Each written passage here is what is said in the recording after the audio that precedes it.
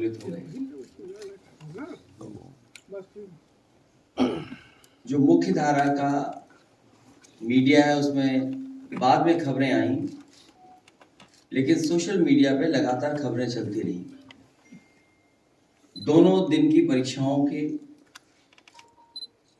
किस तरह paper leak हुआ है उसकी खबरें सबसे ज्यादा सोशल मीडिया पर रही। मैं जहां भी गया क्षेत्र में, वहां पर मुझे छात्र नौजवान मिले, उन्होंने यही मांग की थी कि एग्जाम दोबारा किए जाए। परीक्षा जिस तरीके से सुरक्षा के इंतजाम में होनी चाहिए थी वैसी नहीं हुई है। हेलो, मैं आगरा उतरा। आगरा में मुझे बड़े पैमाने पे छात्र मिले। आगरा से मैं जलेसर गया, वहां पर छात्र मिले मुझे। हर गांव से बच्चे निकल कर के आए और उनके हाथ में तख्ती थी या कागज पे लिखे हुए थे कि परीक्षा रद्द होनी चाहिए। मैं मुरादाबाद गया, मुझे मुरादाबाद में मिले। मुजफ्फरनगर में गया, मुजफ्फरनगर में मिले मुझे। केवल सरकार की ये परीक्षा नहीं बल्कि जितनी भी परीक्षाएं अभी तक हुई हैं, ज्यादातर भारतीय जनता पार्टी की सरकार में वो पेपर लीक हुए हैं। ये लीक का खेल जो चला रही है सरकार, ये जानबूझ करके चला रही है।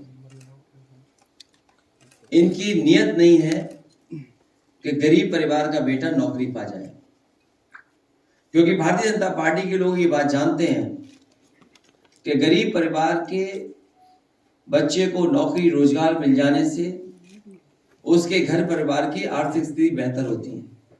कैंसिल हो, दोबारा एग्जाम हो, आखिरकार सरकार ये कर क्यों रही है? बच्चों से फॉर्म के पैसे जमा करा लेना, अपने लोगों को खुश करने के लिए वो सेंटर्स बना देना, ये सरकार की तैयारी रहती है कि अपने लोगों को ऑर्गेनाइज कर देना। और इसी खेल में सरकार के पेपर लीक हो रहे हैं। और कोई पहली बार पेपर लीक नहीं है। 2017 में दरोगा भर्ती लीक हुई, पेपर उसका।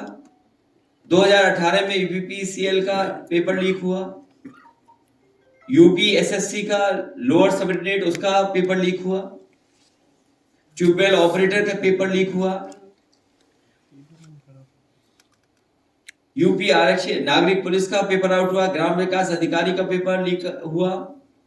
प्राइमरी स्कूल सहायक अध्यापक भर्ती का पेपर लीक हुआ। इनके यूपी टीटी का, फॉरेस्ट गार्ड का, टीजीटी पीजीटी में धांधली हुई वो आरोप लगे। लेखपाल भर्ती में पेपर लीक हुआ। और जो लोग ये दावा कर रहे थे कि जाने कितनी बड़ी नौकरी होने कितनी बड़ी परीक्षा होने जा रही है और सब इंतजाम है, सब तैयारी है, केवल पेपर लीक का खेल नहीं है। पेपर लीक के खेल के साथ साथ किससे जांच करानी ये भी खेल है। जांच कौन करेगा ये भी खेल चल रहा है।